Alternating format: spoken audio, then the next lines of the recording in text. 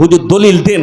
আজকে তো কিছু মৌলবীর কিছু গুটকা করার জিলাপি হুজুর এরা তো ঠিকে নিয়েছে, মানুষ মরে গেলেই আমাদেরকে দাওয়াত দে, 40-এ মিলাদ করে জান্নাতে দেবো। আমি চ্যালেঞ্জ ছুড়ে বলে গেলাম, সে যে তবকার মৌলবী হোক, দেওবন্দি হোক, বেরেলি হোক, ফুরফুরা হোক, আহলে হাদিস হোক, যে তবকারি মৌলবী হোক, একটা মৌলবী যদি প্রমাণ করাতে পারে মানুষ মরে যাওয়ার পরে 3 দিনে পালন করা, 4 দিনে পালন করা, সাতার ফায়দা ঘাটে উঠা নফল, 40-এ মিলাদ প্রমাণ করালে আমি শওকতের বেটা জীবনে আর বক্তব্য দেবো না।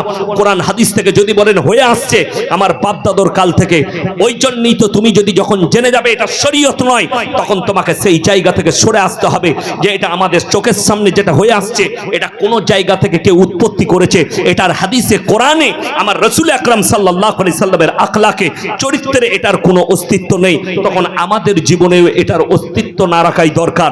শুনেলেন মানুষ মরে যাওয়ার পরে বাপ মারা গেছে, আপনি দান করুন। আপনি দান যখন নিয়ত করবেন যে এই টাকাটা আমি মসজিদে দেবো, তোমার আব্বার কবরে একদম কারেন্টের মতো নেকি পৌঁছে যাবে। জোরে বলুন সুবহানাল্লাহ। তোমার বাপের কবর জিয়ারত করো, নেকি পৌঁছাবে। কিন্তু বড় কষ্ট লাগে আমাদের দেশের লোক কোথায় বলে দুর্গাপুরে হাইওয়ের ওপরে হাই রোডে বড়জোড়াই অ্যাক্সিডেন্ট হয়ে মারা গেছে, 3 বোতল মদ খেয়ে অ্যাক্সিডেন্ট হয়েছে, বলে চিন্তা নাই, হুজুরকে দাওয়াত দে, মিলাদ পড়া। মিলাদ হলো, হুজুর দোয়া করছে রব্বানা আতিনা ফিদ দুনিয়া হাসানা, আল্লাহ তুমি জান্নাতুল ফিরদৌস দিয়ে দাও, শহীদের মর্তবা দাও। হুজুর খেতে বসেছে, দেশি মুরগি দিয়ে ভাত দিয়েছে হুজুরকে। হুজুর জিজ্ঞেস করছে বাবা কি করে মরল বাপ তোমার ছেলে? হুজুর ছেলে প্রচুর বদমাস ছিল, 3 বোতল মদ খেয়ে গাড়ি চালাচ্ছিল। হুজুর বলছে তওবা তওবা, কাকে জান্নাতে দিলাম বে আমি? কথাটা বুঝতে পারেননি? সেই হুজুরও মার খাবে, ছেলের বাপও মার খাবে। যদি বলেন মদ খেয়ে জীবনটা মদের ভাটিতে কাটিয়েছে, তার লেগে দোয়া করা যাবে না, আমি বলবো না। চলুন, পৃথিবীর আদি থেকে অন্ত পর্যন্ত যিনি হচ্ছেন শ্রেষ্ঠ ব্যক্তি, তিনি হচ্ছেন হযরত মুহাম্মদ মুস্তাফা, সকলে বলুন সাল্লাল্লাহু আলাইহি ওয়াসাল্লাম। তিনি হচ্ছেন পৃথিবীর শ্রেষ্ঠ ব্যক্তিত্ব, তিনার থেকে দামি মানুষ পৃথিবীতে আসেনি আর কিয়ামত পর্যন্ত আসবে না, ঠিক কিনা কথা বলেন? এই নবীর কথা চলুন আগে ধরুন। আল্লাহর কাছে সব থেকে প্রিয় তিনি হচ্ছেন আল্লাহর হাবিব সাল্লাল্লাহু আলাইহি সাল্লাম, তিনি হচ্ছেন আল্লাহর কাছে সব থেকে প্রিয়। তিনার কথাটা শুনেলেন আল্লাহর হাবিব সাল্লাল্লাহু আলাইহি সাল্লাম, বুখারী শরীফের রিওয়ায়াতে আছে, একজন ছুটে এলেন, ইয়া রাসূলুল্লাহ আপনার চাচা যান মন্নপন্ন অবস্থায় আছে, মারা যাবেন যে কোনো সময়। নবীজি ছুটলেন, চাচার হাতটা টিপে ধরে বললেন, হে আমার চাচা আপনি একবার কালি কলমাটা পড়ে নিন, আমি আল্লাহর কাছে কেঁদে কেঁদে আপনার জন্য ক্ষমা চাইব। রাসূল আকরাম সাল্লাল্লাহু আলাইহি সাল্লাম যখন এ কথা বললেন, চাচা অস্বীকার করে বসলেন। কি অস্বীকার করলেন?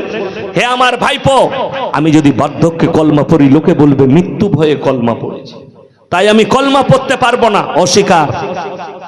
নবীজির চোখ দিয়ে পানি এলো, আল্লাহ আয়াত পাঠিয়ে দিলেন। সকলে বলুন হিদায়াতের মালিক কে? আরো জোরে বলুন কে?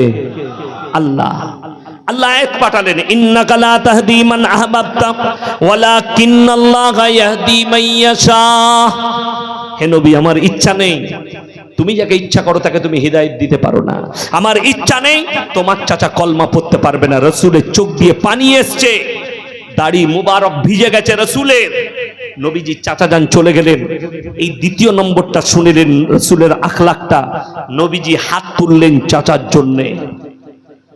আল্লাহ তুমি আমাকে যতদিন না নিষেধ করছো, আমি আমার চাচার জন্য কেঁদে কেঁদে ক্ষমা চাইব। নবীজি ক্ষমা চাইতে লাগলেন। আল্লাহ তাআলা জিবরিল আমিনকে আয়াত নিয়ে পাঠালেন, মা কানা লিন-নাবিয়্যি ওয়াল্লাযীনা আমানু আইয়াস্তাগফিরু লিল মুশরিকিন ওয়ালাউ কানু উলি কুরবা। হে আমার নবী এবং মুমিনরা শোনো, যারা মুশরিক হয়ে মারা গেছে, বেঈমান কাফের হয়ে মারা গেছে, তাদের জন্য দোয়া করতে পাবে না যদিও তারা তোমাদের নিকটতম আত্মীয় হয়। কোরআন রাসূলকে নিষেধ করা হলো, দোয়া করতে পাবে না। নিজের চাচার জন্য নবীজি দোয়া করতে পায়নি, আর তুমি বলছো তোমার সুদখোর মাতাল জীবনে আল্লাহর নাম নেয়নি, মৌলবীকে হায়ার করে দোয়া করিয়ে জান্নাতে পাঠাবো। তাহলে তুমি এমন গন্ড মূর্খের দেশে বাস করছো, মরণের পরে বুঝতে পারবে। শুধু এটা নয়, এই পাশে পুকুর আছে একটা, দেখলাম বড় পুকুর আছে না? নাই। এই পুকুরে যদি কারো সন্তান পড়ে যায়, আর যদি বাপ দাঁড়িয়ে দেখে ঝাঁপ দেবে না? দেবে না? ঝাঁপ দেবে।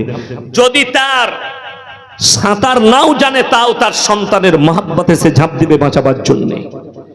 পৃথিবীতে এমন একজন পয়গম্বর নিজের চোখের সামনে নিজের সন্তানের মৃত্যুর তাণ্ডব দেখেছে, আল্লাহ তাণ্ডব মাচিয়েছে। তিনার নাম হচ্ছে হযরতে নূহ নবী।